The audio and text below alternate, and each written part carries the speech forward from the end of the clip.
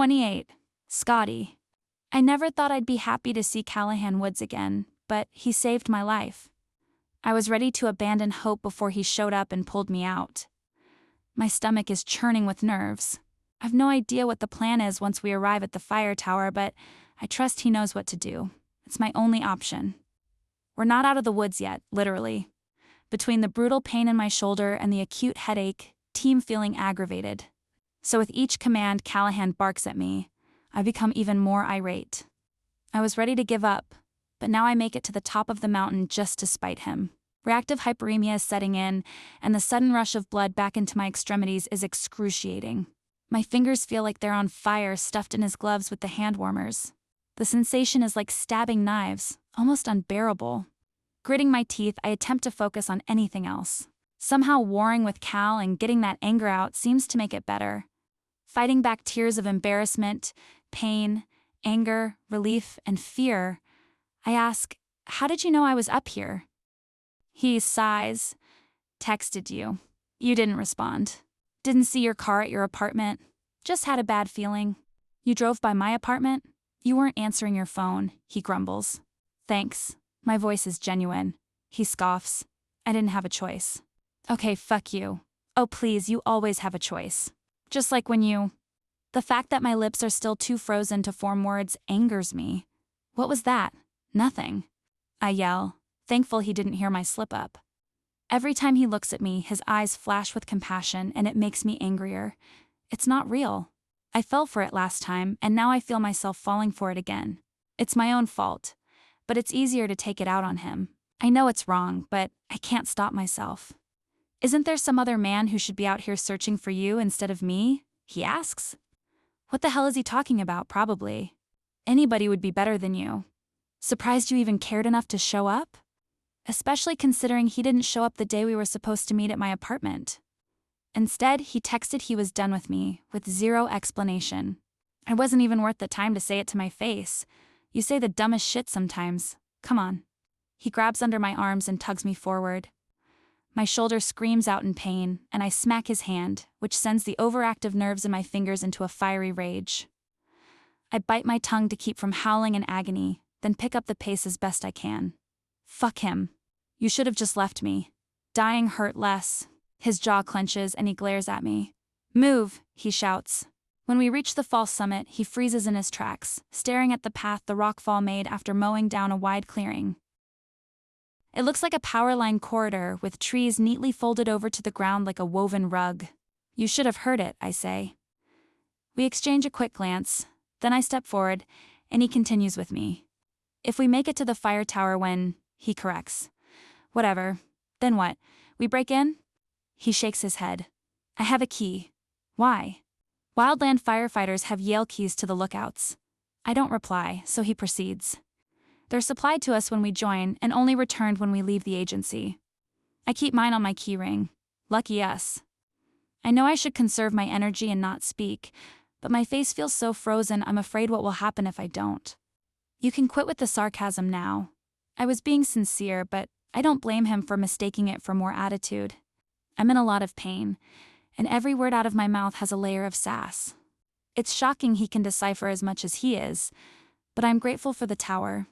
20 minutes ago, I thought I would die between a rock and a hard place. It's not sarcasm. We get a free Airbnb, compliments of the US federal government. Glad this is a big joke to you. Crying would be much easier, but tears will fog up these goggles. I'm trying to be appreciative. I owe you one, okay? You have no fucking idea. I wince at a throb behind my eyes that hasn't quit. "Stop talking and move your ass. You're slowing us down."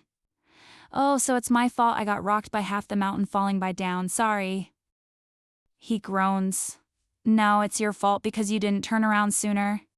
You should have been keeping an eye on the sky, should have known a storm was coming through. You acted fucking stupid today. You're an asshole." I swallow down my emotions. He's right. I should have turned around, but I'm also right. Rockfalls are random, so it could have happened to anyone. If you haven't noticed, I'm kinda having a shitty day, so if we could save the reprimands for later, that would be awesome. "Yeah, because my day has been all roses. Thanks to you," he seethes. Point taken. I stomp through a pile of snow. I thought I was going to die earlier. I paused, trying to regain my composure. I still might die before we get there, I snap. You better not waste my fucking time and die. I trip over a rock, my arms shoot out to catch myself, bringing back the shoulder pain, but he's hauling me up before I hit the ground. I grunt as he puts me back on my feet. Jesus, would you watch where you step? Quit whining and focus on getting to the top. I'm not giving you any sympathy? He flinches at his own words, and his compassionate gaze finds mine again. Cal the liar. His features shift, and he narrows his eyes. Just shut up, Scotty. 29. Callahan. I'm an asshole, but her fury will get her up the mountain faster than fear, though it hurts like hell to treat her so badly. I'm mad at her for lying, but I could never blame her for what happened today. That falling rock wasn't her fault, and even if I haven't expressed it, I'm so fucking thankful she's alive. At the moment, anger is the only thing shielding my concern. Scotty's not in good shape, but good God, I need that woman to stop picking fights with me. I understand she's scared, but she's purposely plucking my nerves like a fucking banjo. We're so close, I know she can do it. She scared the shit out of me earlier when her weight came down on her shoulder as she scrambled through the roughest section of the climb, and the noises she made told me she was in pain. We had to drop to a crawl through the loose rock and snow. I think we were both holding our breath, afraid we'd trigger another rockfall. My adrenal gland is permanently broken thanks to my career choice, so there's not much that excites me. But playing Jenga with boulders the size of cars and strolling into a mountaintop blizzard are chipping away at my limits. I'm one more catastrophe away from a full-blown panic attack. Being up here reminds me of the time our crew was caught at the summit by a fast-approaching lightning storm. The snow-swept trail in front of us fades away as I'm consumed by memories of that storm. Weather had been building in the distance, but we were stranded at Spike Camp. The ridge we were on was not the place to ride out a thunderstorm. We took shelter as best we could, but we were sitting ducks. It was a fucked up situation.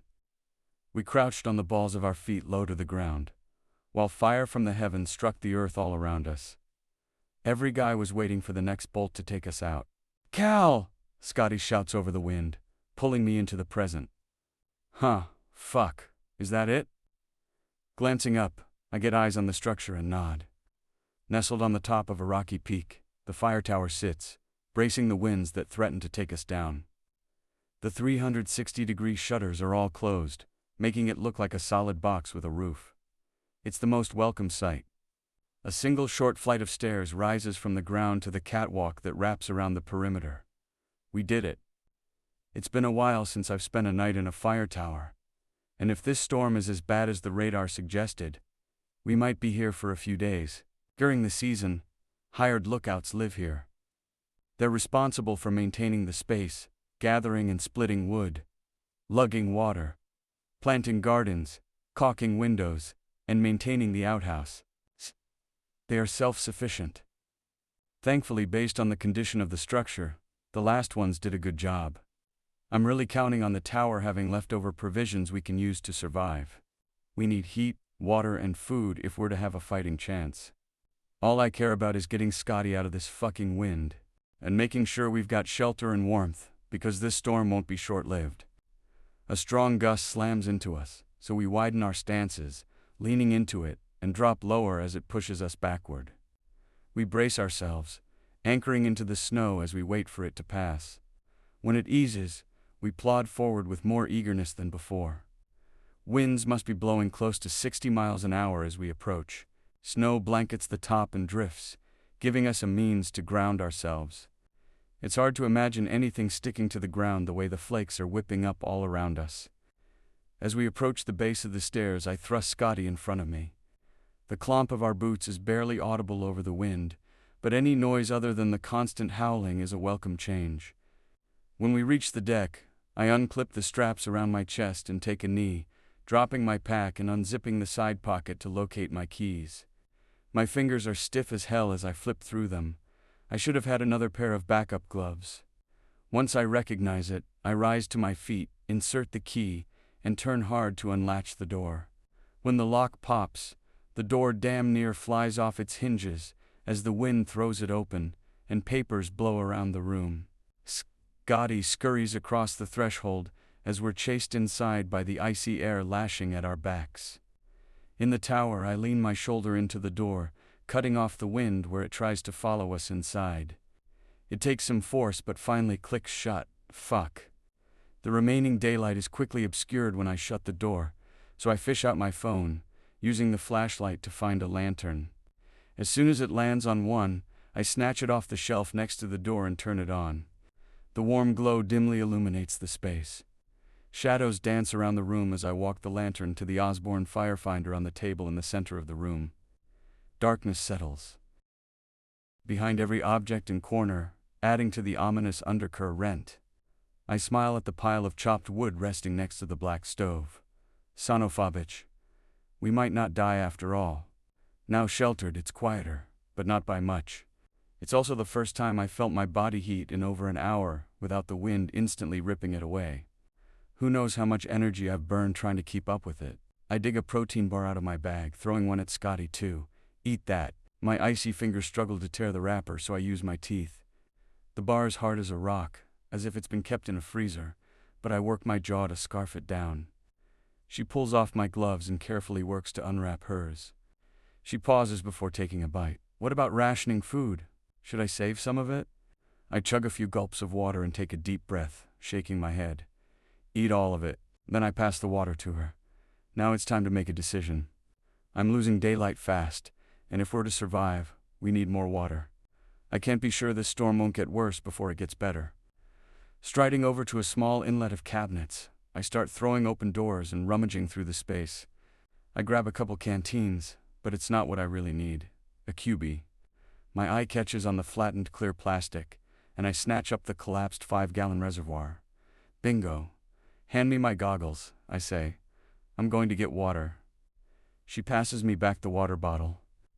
No, sweetheart, we need water that's actually going to last us more than the next 24 hours. I shake an open palm, gesturing for her to give me the goggles. Now the panic in her voice is evident. She tugs the goggles off her head, leaving a red ring across her forehead and over the bridge of her nose, where her freckles are camouflaged by windburn. You need to get it now. If we want to survive, yes. Toss me your water bottle. She finds her pack and slides it out with shaky hands, still questioning me. Can't we just melt the snow? What? I cock my head to the side, then remember she's from a region that likely never received more than an inch or two at a time, if any. To her, snow is likely a novelty, something to play pretend with, simple fun instead of something you learn to live with for months on end. Do you know how much snow it takes to make a cup of water? I adjust the strap on the snow goggles and secure them over my face. No, a fucking lot. We'll burn through all our fuel and wood trying to melt enough to drink.